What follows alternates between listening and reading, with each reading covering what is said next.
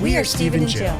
Together, we've been buying and reselling land since the 90s. Our data-centric approach leaves our buyers asking, how can you sell it so cheap? Here on the Land Academy Show, We answer that and more. Steve and Jill here. hello. Welcome to the Land Academy Show, entertaining land investment talk. I'm Stephen Jack Butala. And I'm Jill DeWitt, broadcasting from, sunny Southern California. Today, Jill and I talk about the pros and cons of using your own money for land flipping. Let's talk about the pros and cons of going back and forth from state to state. It's a little nutty. Before we recorded this, we went through, I don't know, how many hours setting this whole thing up now because we're half here, half there, but at least we're set. I think we have two pretty permanent studios now. Yeah, now we do. Took a little while. Today, Jill and I talk about, I already said that. Before we get into it, though, let's take a question posted by one of our members on the landinvestors.com online community. It's free. Okay, Corey wrote, "Good evening. I received a response from a potential seller. I sent an offer to him on 40 acres. He replied saying he has an additional 40 acres for sale right next to the property I sent an offer on. Both properties are landlocked, but the timber company that owns the land next to the parcels allows access. Is this something you guys would move forward with? It seems good to me, but this is only my second positive response I've gotten from this first mailer. Let me know. Thanks." Well, 240-acre properties at the right price, Corey, would be fantastic. I agree. And I think that this is a perfect example of how you can make a true success story on rural vacant land, buying rural vacant land with just jumping over one little hurdle. So if the timber company is going to allow access, all you need to do is get it in writing and then maybe cut them a deal. Mm-hmm. So the more contact that you can have with people in and around the property where you're taking a look at it, where you're considering buying, maybe it's with adjacent property owners in this situation. If you can take 240-acre properties, buy them for a very small amount of money, create access. That's what you're actually saying here. Mm-hmm. That's the improvement. I mean, wouldn't you rather do that with a few phone calls and probably $1,000 attorney bill than renovate a house or renovate an office building? Right. I think love it's this. a great position to be in. I love it.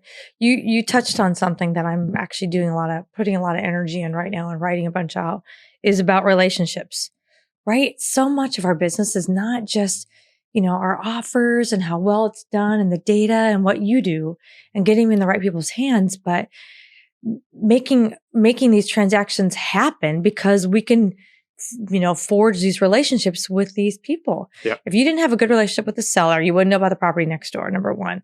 And then he's sharing great information with you about the lumber company. And then you have the opportunity now, Corey, to reach out, like Jack said, to the lumber company, create a relationship and a dialogue with them going and saying, hey, let's make this work for everybody. I just need to get to these properties. What's it going to, I'll do the work and I'll pay for the attorney. How's it going to go best for you?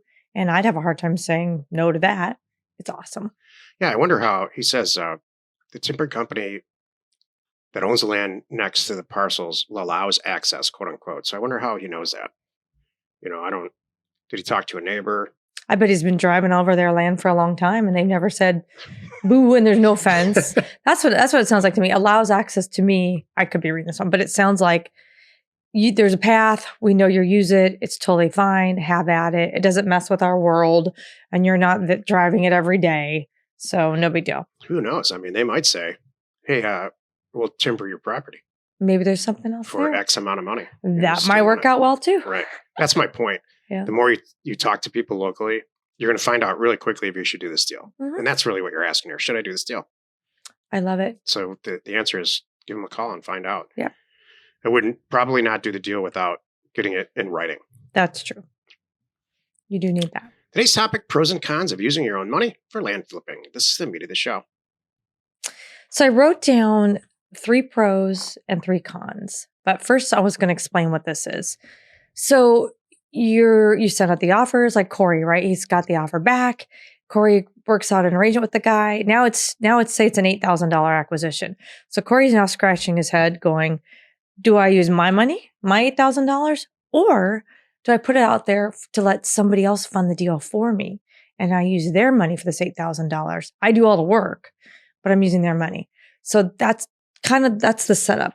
So what's the good and the bad, the pros and the cons? Well, here's the pros. I'm going to go through my list of my pros, and we'll talk about the pros, and then I'll give you my cons, and then we'll talk about the cons. So my pros is as using your own money for these deals as a land flipper. Or number one, you control the deal and you get to make all the decisions. That's huge. Number two, you got no stress.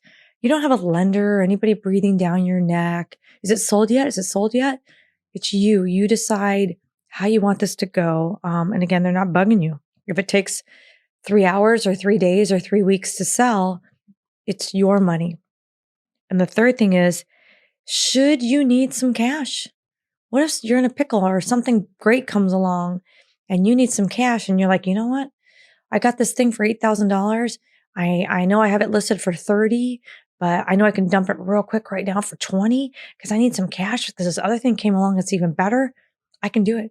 I'm gonna sell it fast. It's mine. It's my money. Do you want to add to that? Do you want me to go into my cons? Please go on because I have a lot to say. Okay. Of course you do. That's so funny. So now the cons. So again, the scenario is $8,000 to buy this property. I don't want to put my own $8,000 in. I'm going to use Jack and Jill's $8,000. So, or take it back. I did this wrong. I wrote something wrong. So anyway, pros and cons of using your own money. I can give you mine if you want. I'll give me your cons because I'm looking at my notes. I realize I'm having trouble reading my notes. I mean, I can. Mine are a little bit more simple. Oh, I got it. Go ahead. Tell me. Okay, sorry. I had to switch my hat again. Just trying to save you. Okay, you I should not save you. Just infill. Yeah, I kind of want to save you.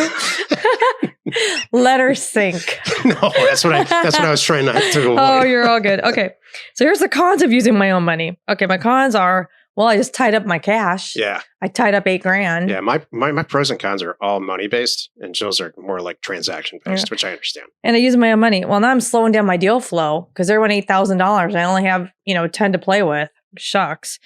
And then at some point, my cons of using my own money, I'm going to run out. If I do it all right, I place all my money. Shucks. And here comes a deal back that I wasn't expecting. Like maybe this one.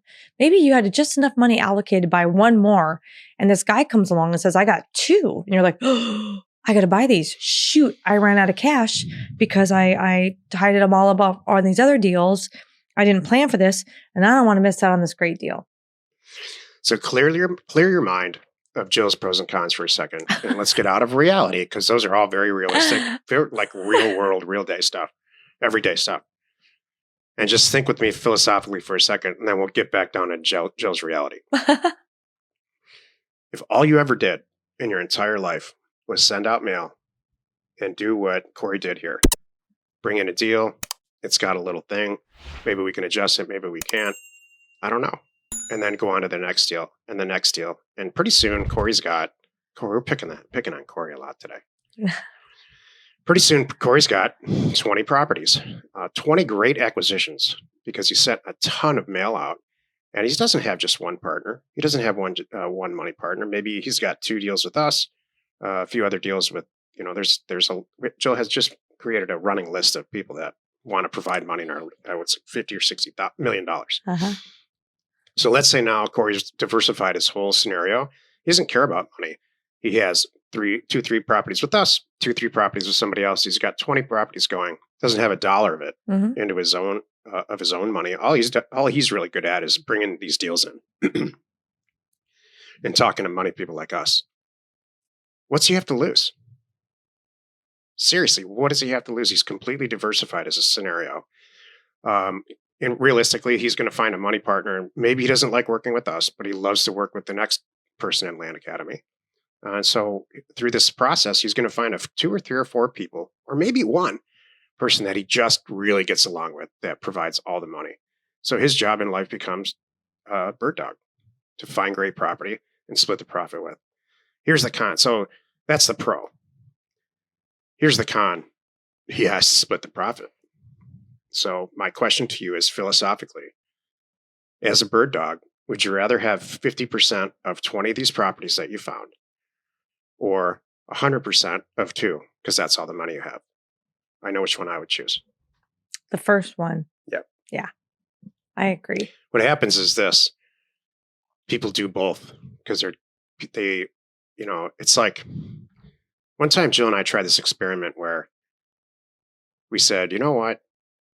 We're only going to eat in restaurants. We're not going to eat ever again at home, ever. Guess whose idea that was? In It fact, involved unplugging the we refrigerator. unplugged the refrigerator. Again, guess whose idea that was? I'm pretty sure you know, and it wasn't me. And so it worked great, except Jill couldn't do it. She couldn't just not have any. It's a maternal, and I say this There's kids in the house. with love and stuff. Maternal thing. There just needs to be food around, and I understand Right. that. So it's just So we ended up doing both, which is probably what the world does. We still go grocery shopping and we still go out to eat, and now we're paying both. And that doesn't make sense to me. I would rather just either do one or the other and probably be half the price. Seriously, I'm not exaggerating. Or not half, but some number. That's a different show, babe. And that's one that involves a counselor. Save it for Dr. Phil. So my point is, I think it's because of Land Academy. Like I could never have done this in the beginning, the first 20 years of my career. I would have gone to some money person, usually a house money person, a hard money lender, and said, I've got all this land. These deals are great. And they would have said, please get out of my office. This is a ridiculous product type. Nobody buys rural vacant land. You're never going to be able to sell it. And call me when you have a couple of great house deals. But that's different now. We've collected, over the last 7 years, Jill and I have collected an amazing group that understands land and has got a checkbook, open checkbook. I'd like to, can I add to that real quick here? That's something that I don't think people realize. And I'm talking about it today. By the time this airs, it'll be last week. I'm talking about it on Clubhouse, which is, I got $55 million and it's not even, that's just scratching the surface That's who again. answered the survey in our group. Uh-huh. And other people are like, oh, I didn't get in time. And there's people that hold back. Like, Yeah. I don't want to give my real numbers out. I got at least $55 million behind of people just in our sweet Land Academy group that want to fund deals for the people, rural vacant land with no improvements that are never going to have improvements. Yep. People can't wrap their head around that. And that's okay. Mhm. But the people in our group, Mm-hmm. they get it. Mm-hmm. We have people who are hedge fund managers in our group just for this reason. Mm-hmm. They have no interest in ever sending out a mailer. Right. I love So it. that's why we did the show. This is actually the title of the show is my idea. Usually it comes from people asking questions. So please hear me on this.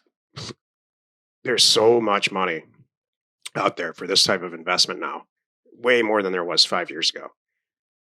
And we have their email addresses in our group. Mhm. So mail. Just get some great deals. Your job is to get great deals and get a certain amount of the proceeds that you negotiate with your money Yeah. partner, including us. We review other people's deals in this group every single day. You know, I don't think there's any cons. No, what's great about this is we've now got to a level where it's kind of like the next step. Everybody's doing it.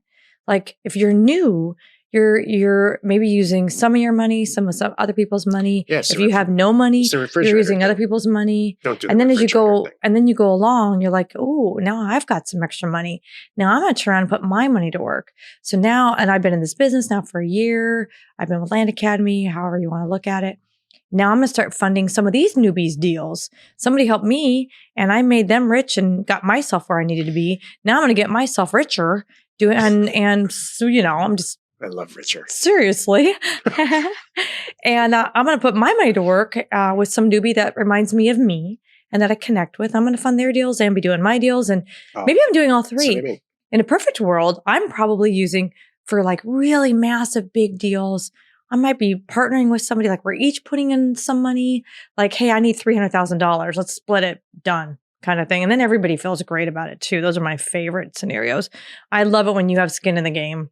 And then I'm happy to match it or whatever it needs to be. I don't care. And then the next level is you're buying your own deals. I'm still going to do my own for cash because I've got this going on. And then Over here, I'm also funding deals for some other people because I don't do any work. It's awesome. And Jill's exactly right. Right. Now by doing deals with other people, now you've, let's say, got $250,000 of money from the splits and everything. You haven't put any money in yourself, but now you've got a bunch of dough. And you're still a crazy person mailing a ton of properties and working the phones, and you got a bunch of deals coming in. Invariably, there's going to be 2 or 3 of those deals that are just amazing. Now you just use your own money. You don't have to be loud about it. You cherry pick your own properties. No one's going to criticize you for that. I'm not saying send the garbage over to somebody else just to see what happens, because some people do that. That's the fastest way to really never have a money person call you back. True. Jill and I there's multiple people in a continuous scenario like that. So in any given week, there's maybe 2 or 3 people that throw all their crap at us just to see if it's any good. Right. And we never call them back ever again. And every other money person I've ever met is just like that. Right. You're correct. So it needs to be a good deal. Yeah. Happy you could join us today. 5 days a week. You can find us right here on the Land Academy Show. Tomorrow, the episode on the Land Academy Show is called The First 10 Weeks of our Land Academy Accountability Group. It was a huge success with our members, way bigger than what I thought. You are not alone in your real estate ambition. Yes, I am so happy with this group. Me too. They're doing, I know we're going to talk about tomorrow, making huge strides. And that's leading us to our next thing, which is Land Academy Career Path, which is going to be announced to the public here shortly. Well, it already has been, because this year is a week from now. Yeah, I know. I just let it out. It's okay. I'm good with that. Our members right now are getting the first access, because we always they always get everything first, as they should. If you need access to any sort of ownership or property details, including owner phone numbers and FEMA flood overlays, check out neighborscoop.com, created by investors, that's us, for investors like you. We are Steve and Jill. Information and inspiration to buy undervalued property. Happy you could join us today. 5 days a week. You can find us right here on the Land Academy Show. You are not alone in your real estate ambition.